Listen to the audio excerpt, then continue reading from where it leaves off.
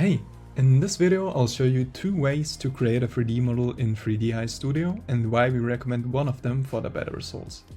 Right now you might be using the simple way, which is text to 3D. On the screen you see the text to 3D tab. There's the big box where you can type in your idea. I already typed in a prompt, which is this female wizard with a long blue robe and a wooden staff prompt. And let's simply click generate to generate a text to 3D model.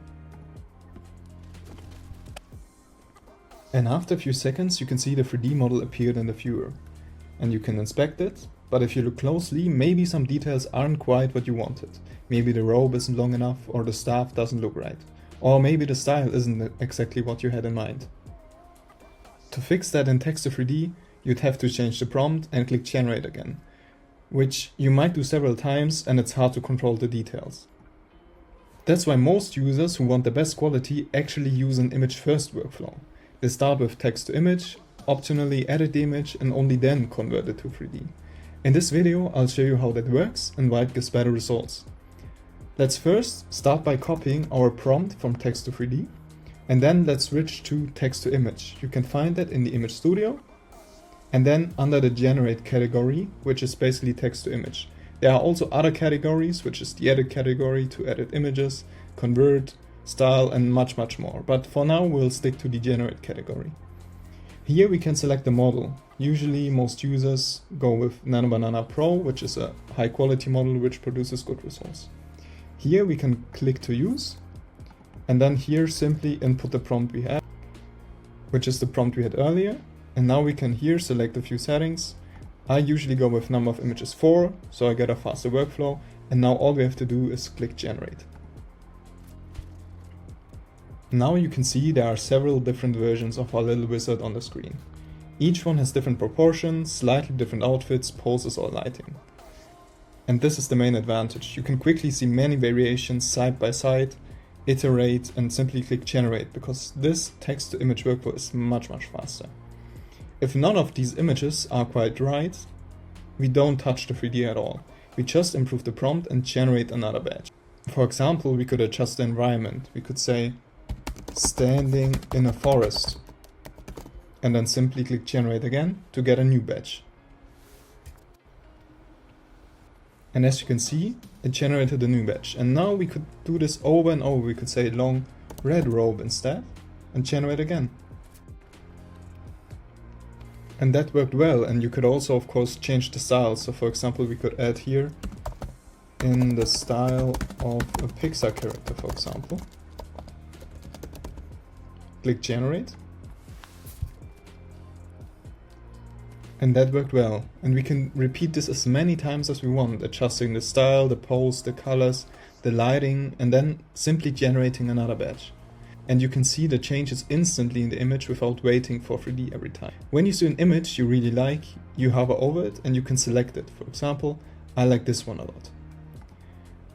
Now that image becomes our base for 3D. If you want, you can take this one step further using our image editing AI. To use that, we can simply click edit here and then Nano Banana Pro. And this automatically loads the image into the editing tool. This is completely optional, but helps you refine details. If you already have an image you like, but want to remove or add small details, adjust the shape of the staff, change the hairstyle, tweak the colors, style, and much more. In this case, I like the character a lot, but I want her to have an X in the right hand, so I can go over to prompt and simply say add an X in her right hand. Then I go over to number of images, click 4 again, and then simply click generate. And you can see that worked well. We can now simply choose the image we like best. In this case, let's go with that one. And if we want, we can now iterate and edit it more. We can simply say load and edit input.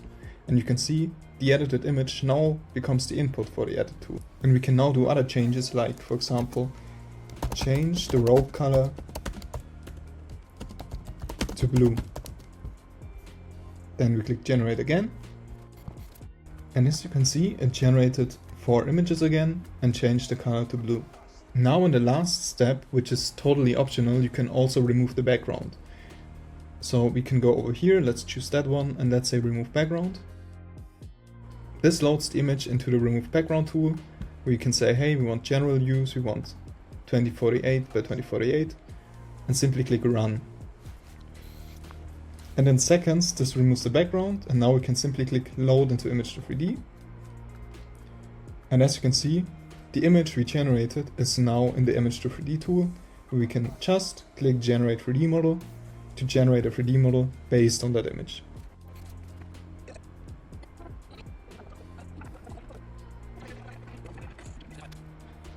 And after about a minute, the generated 3D model appears in the viewer, and you can see this matches the image perfectly.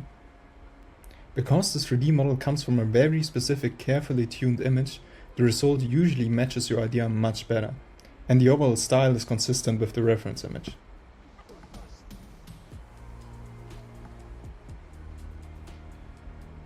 What's also nice about this workflow is you can always go back to the image which was used for the image to 3D model.